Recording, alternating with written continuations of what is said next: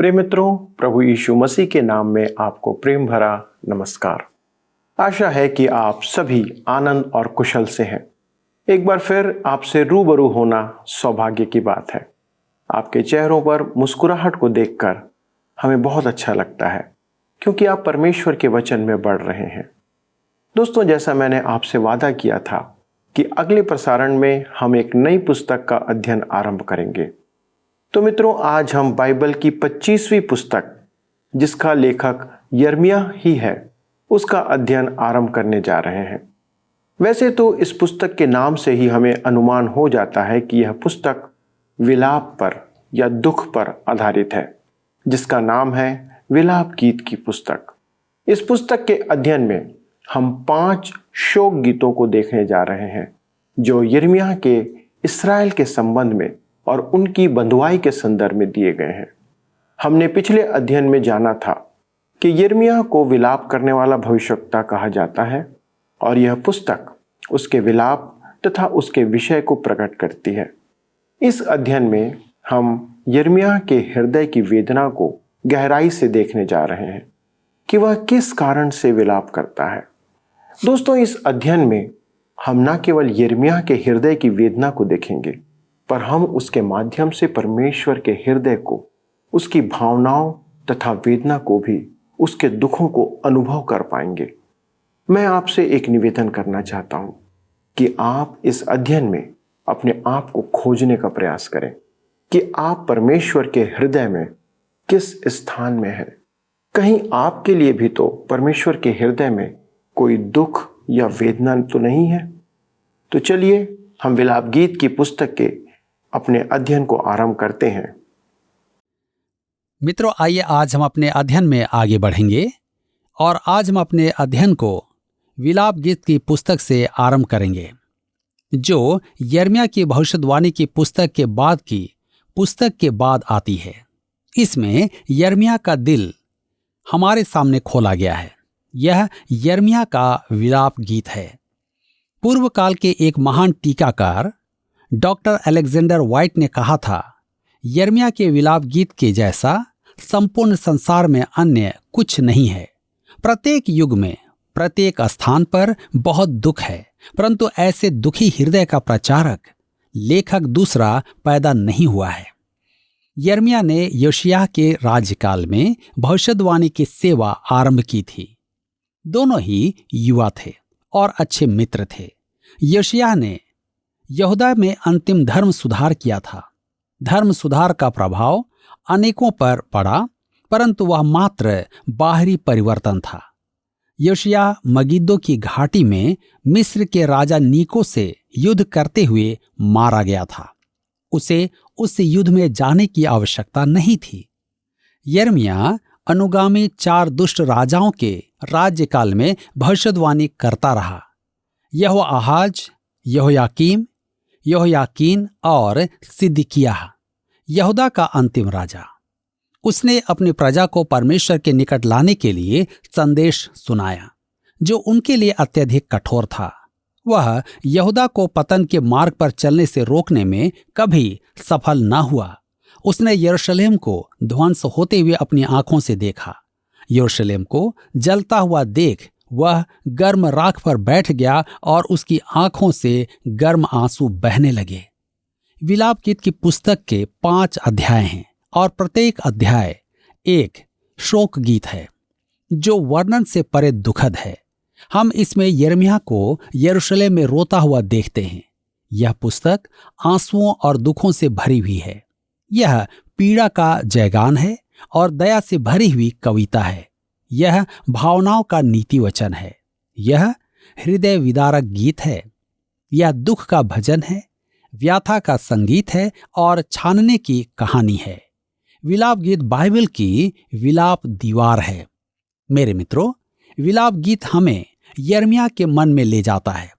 वह परमेश्वर का संदेश तो सुनाता था, परंतु उस संदेश से उसका ही दिल रोता था। वह कैसा अभागा और दुर्भाग्यशाली मनुष्य था। यदि आप उसके आंसुओं को परखनली में लेकर नमक की जांच करें, तो भी आपको उसके दुखों का अनुमान नहीं हो पाएगा। उसे दुखी हृदय का भविष्यद्वक्ता कहा गया है। उसका जीवन दुख और दया से भरा हुआ था। उसका सिसकना एक एकल गीत के समान है। एला व्हीलर विल्कॉक्स ने एक तुकबंदी लिखी है, यदि तुम हंसो तो संसार तुम्हारे साथ हंसेगा, रो तो तुम्हें अकेले रोना पड़ेगा। यह दुखी पुराना संसार अपना आमोद प्रमोद तो करेगा, पर उसके अपने कष्ट बहुत हैं। मेरे प्रियो, आंसुओं को दुर्बलता का प्रतीक माना जाता है। रोना पुरुषहीन और चिल्लाना शिशु का प्रतीक माना जाता है।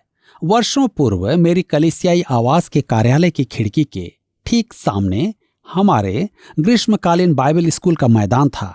एक बच्चा अपनी छोटी बहन को भी ले आया और उसे उसकी चौकसी करते देखना एक बड़ा ही रोचक दृश्य था।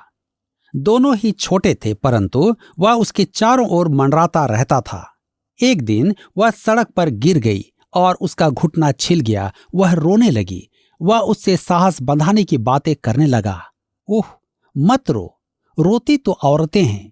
मैं नहीं जानता कि वह अपनी बहन को क्या समझता था, परंतु वह सफल हुआ और वह बच्ची चुप हो गई। मेरे मित्रों, यिर्मयाह का हृदय स्त्रीयोचित था। वह बहुत संवेदनशील था। वह विश्वास योग्य था। वह सहानुभूतिपूर्ण था। उसका हृदय एक मां के समान था, परंतु उसने बाइबल का सबसे कठोर संदेश सुनाया। उसने यरूशलेम के विनाश की घोषणा की। उसने दंड की भविष्यवाणी की। उसने लोगों को प्रेरित किया कि नबूकदनेस्सर के अधीन हो जाएं। उसके संदेश ने उसे हर प्रकार की परेशानी में डाल दिया। अब यदि आप वहां होते तो ऐसा कठोर निरशंस संदेश सुनाने के लिए आप कैसे मनुष्य को चुनते?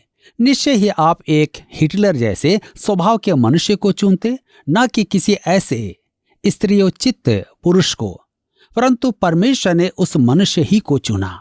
किसी ने कहा है कि नरक के बारे में प्रचार करने के लिए केवल D.L. मूडी ही एक मनुष्य है। उससे पूछा गया कि वह किस आधार पर ऐसा कह सकता है, तो उसने उत्तर दिया, क्योंकि वह अपनी वाणी में आंसू के साथ प्रचार करते हैं। परमेश्वर को आज भी ऐसे ही मनुष्यों की आवश्यकता है। आज अधिकांश प्रचारक अपने संदेश में भावनात्मक नहीं होते हैं। एक प्राचीन युग के मंच कलाकार डेविड गरिक ने एक प्रचारक की कहानी सुनाई। वह प्रचारक सड़क पर प्रचार कर रहा था। डेविड भीड़ के पीछे खड़े होकर सुनने लगा और आकर्षित होकर धीरे धीरे उस प्रचारक के निकट पहुंच गया। उसकी आंखों से आंसू टपक रहे थे। वहां एक स्त्री ने, जो उसका प्रचार सुन रही थी, उंगली उठाकर उससे कहा, मैं सुबह 7 बजे से जब आपने प्रचार आरंभ किया था तब से आपके पीछे पीछे आपका प्रचार सुन रही हूं। आपने 5 बार सड़कों पर प्रचार किया है और मैं 5 बार आपके आंसुओं से भीग गई हूं। आप रोते क्यों हैं? वह प्रचारक अंग्रेजी नाटकों का हास्य कलाकार जॉर्ज व्हाइटफील्ड था। डेविड ने कहा कि उसने जॉर्ज को सुना और उसके मनोवेश को देखा और उसकी निष्ठा को देखा। उसके कहने का अर्थ था कि मनुष्य परमेश्वर के बिना मृतक है।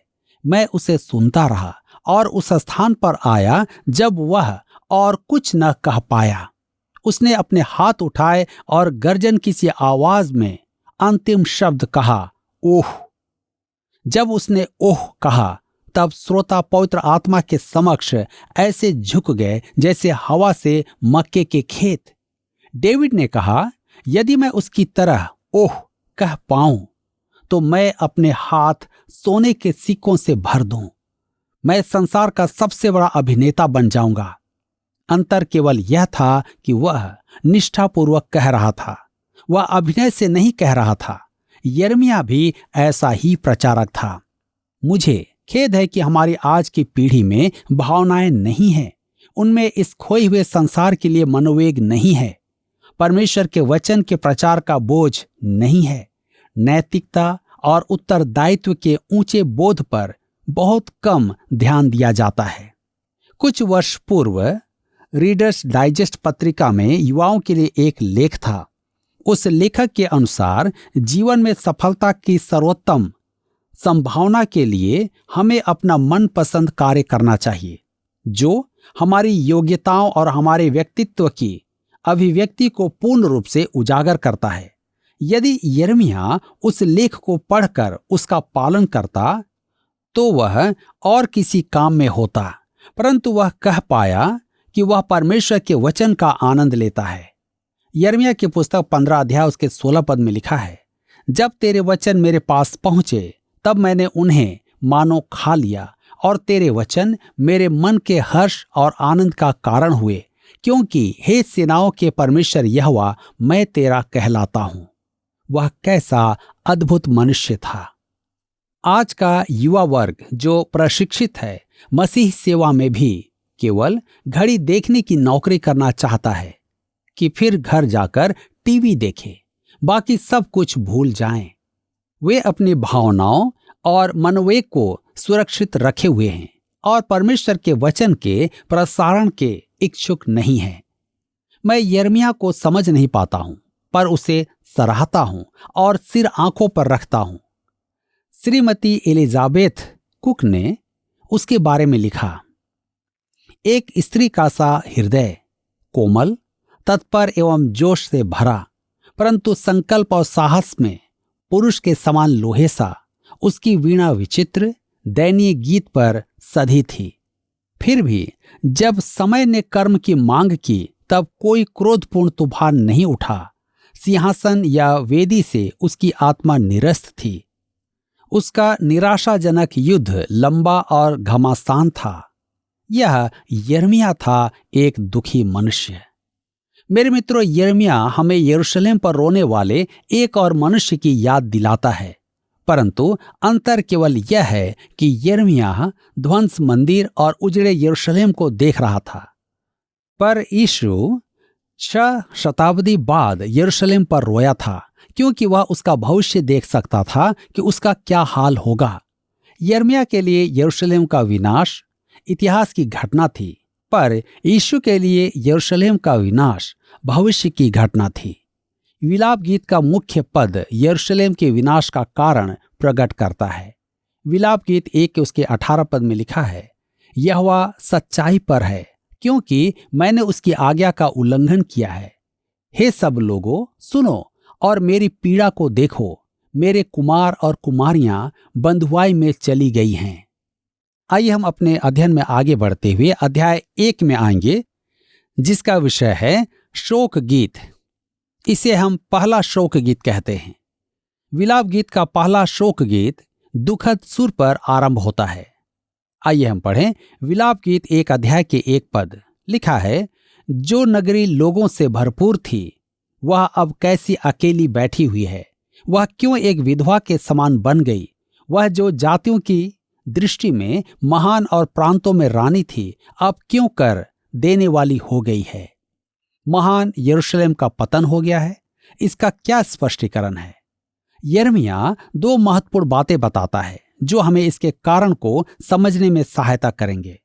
विलाप गीत 1 उसके 8 पद में लिखा है, यरूशलेम ने बड़ा पाप किया, इसलिए वह अशुद्ध स्त्री सी हो गई है।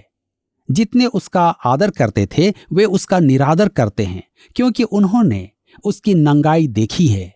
हाँ, वह कराहती हुई मुंह फेर लेती है। यरूशलेम ने बड़ा पाप किया। यह उसके पतन का पहला स्पष्टीकरण है।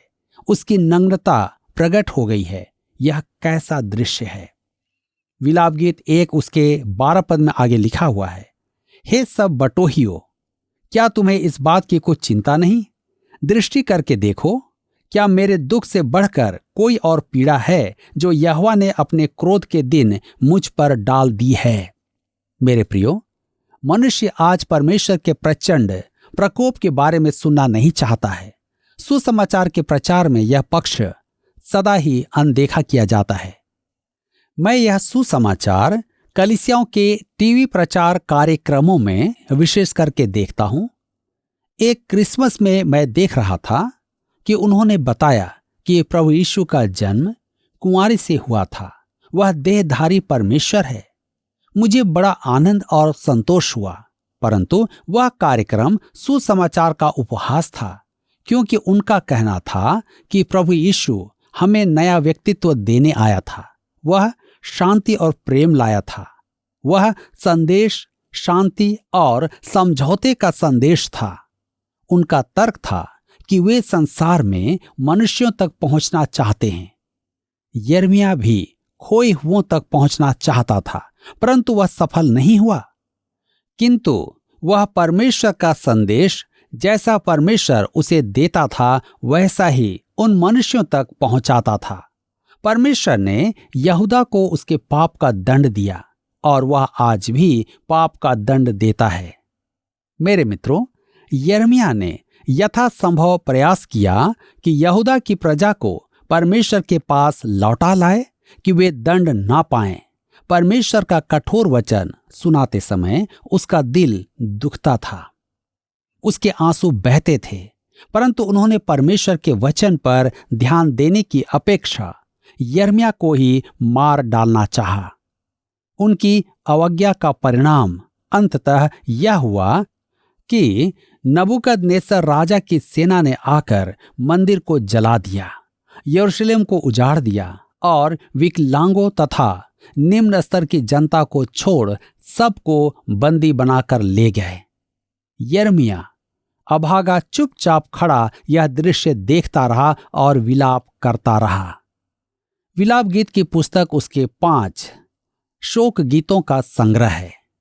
विलाप गीत की पुस्तक 1 उसके 18 पद में लिखा है, यहोवा सच्चाई पर है, क्योंकि मैंने उसकी आज्ञा का उल्लंघन किया है। हे सब लोगों, सुनो और मेरी पीड़ा को देखो। मेरे कुमार और कुमारियां बंधुआई में चली गई हैं। यिर्मयाह यरूशलेम के विनाश पर रो रहा था। वह राख में खड़ा दुख मना रहा था। वह नगर क्यों उजाड़ा गया? क्योंकि उस नगर ने पाप किया था। दूसरा स्पष्टीकरण है कि परमेश्वर सच्चाई पर है। परमेश्वर ने जो किया वह सही किया। जी हां, यह समझना कठिन है। मैं कहना चाहता हूं कि मैं इस विषय पर चर्चा करने योग्य नहीं हूं। मैं तो केवल उसके दुखों की सीमा पर खड़ा हो सकता हूं, उसमें प्रवेश नहीं कर सकता। यह ऐसा है जैसे कि बाड़े या किसी घेरे के बाहर खड़े होकर किसी बगीचे को देखें परंतु उसके अंदर जा ना पाएं। उसने हम पर 2 बातें प्रकट की हैं, एक कड़वी और दूसरी मीठी। यरूशलेम ने पाप किया है और परमेश्वर फिर भी उनसे प्रेम करता है। यरूशलेम ने बड़ा पाप किया और यहोवा सच्चाई पर है। जी हां, परमेश्वर उनसे प्रेम करता है। उसने कहा, मैं तुमसे सदा प्रेम करता आया हूं।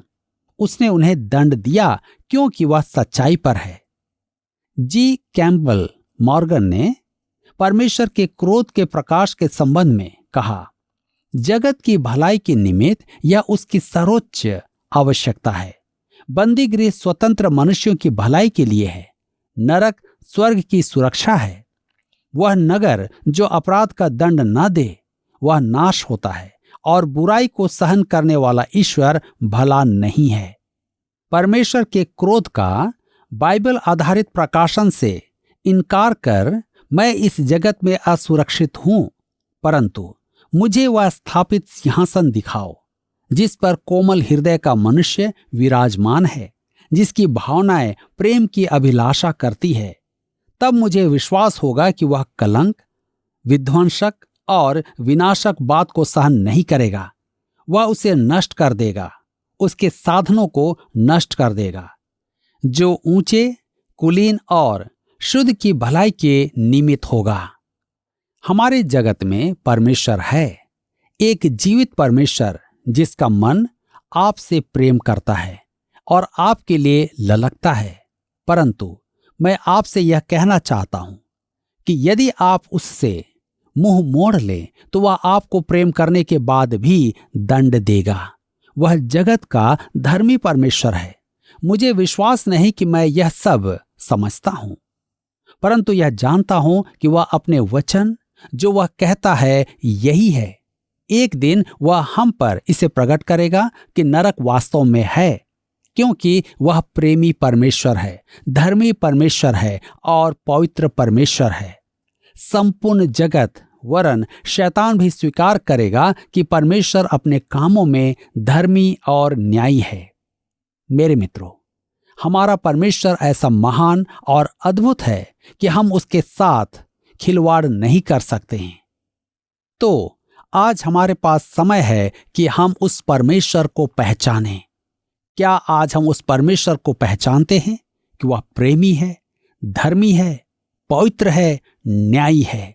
यदि नहीं तो आज ही आप उसे ढूंढें, उसका चिंतन करें और उसके निकटता में आएं। परमेश्वर आज के इस अध्ययन के द्वारा आप सबको आशीष दे। मित्रों, आपने देखा कि कठोर वचनों को प्रकट करने के लिए किसी कठोर हृदय के मनुष्य को नहीं, पर एक नरम दिल मनुष्य को परमेश्वर ने चुना। यिर्मयाह का हृदय परमेश्वर के हृदय को प्रकट करता है। मैं तो यहां तक कह सकता हूं कि यह केवल परमेश्वर के हृदय का एक छोटा सा भाग है। परमेश्वर के विलाप की हम तुलना भी नहीं कर सकते। आज संसार को देखने पर परमेश्वर यही विचार करता है, क्योंकि संसार नाश होने की कगार पर है। जिस दिन परमेश्वर का न्याय और दंड प्रकट होगा, उस दिन संसार में केवल हाहाकार ही मच जाएगा। परमेश्वर दयालु है, इसलिए वह अपने उद्धार और चिंता को विलाप के द्वारा प्रकट करता है। हम सभी विश्वासी जब आज के संसार को देखते हैं, तब हम कैसा विचार करते हैं? क्या आपको संसार पर तरस नहीं आता? क्या आप लोगों के नाश होने की दशा को जानकर शांत बैठे रहना चाहते हैं? यदि आपके मन में कुछ भी दर्द है, तो प्रश्न है कि आप क्या कर सकते हैं? आज का अध्ययन हमसे भी यही प्रश्न पूछता है कि क्या तुम्हें इस बात की जरा सी भी चिंता है कि क्या होने जा रहा है? मित्रों, आप अपने लोगों के लिए ऐसे समय में प्रार्थना कर सकते हैं। आप अपने लोगों को परमेश्वर के बारे में बता सकते हैं। उनके पापों के परिणाम से उन्हें अवगत करा सकते हैं। दोस्तों, आपका एक छोटा सा प्रयास शायद एक आत्मा को बचा सकता है। क्या आप आज इसके लिए तैयार हैं? यदि हैं तो आइए हम प्रार्थना करें। हमारे स्वर्गीय पिता, हम धन्यवाद देते हैं प्रभु कि आप हमसे प्रेम रखते हैं, और उस प्रेम के कारण प्रभु आपका हृदय मनुष्यों के पापों के कारण से और जो दंड आप देने जा रहे हैं उसके कारण वेदना से भरा हुआ है। आप एक सच्चे और न्यायी परमेश्वर हैं, परंतु प्रभु आप पाप को कभी भी ग्रहण नहीं कर सकते, और इसलिए प्रभु आप मनुष्यों को दंड देते हैं। यद्यपि आप हमसे प्रेम रखते हैं, परंतु उसके ऊपर आपका न्याय विद्यमान होता है। पिता, हमारे दर्शकों के लिए विनती करते हैं कि आप उन्हें एक ऐसा हृदय दें कि वे संसार में लोगों के नाश होते हुए जीवन को देखकर उनके प्रति चिंतित हों, और केवल चिंतित ना हों, परंतु उनके लिए निवेदन और प्रार्थना करें। उनके लिए प्रभु वे विलाप करें, आंसू बहाएं, और साथ ही साथ उनको प्रभु आपके संदेश को सुनाएं, जिससे कि वे मन फिराएं और आपका वचन उनके जीवन को परिवर्तित करने पाए। प्रभु, इस प्रार्थना में आपकी सहभागिता के लिए धन्यवाद देते हैं, और हमारे सारे दर्शकों के जीवन को आपके पवित्र और सुरक्षित हाथों में समर्पित करते हुए इस विनती को प्रभु यीशु क्रिस्त के नाम से मांगते हैं, आमीन। दोस्तों, आज के अध्ययन में हमारे साथ शामिल होने के लिए बहुत बहुत धन्यवाद।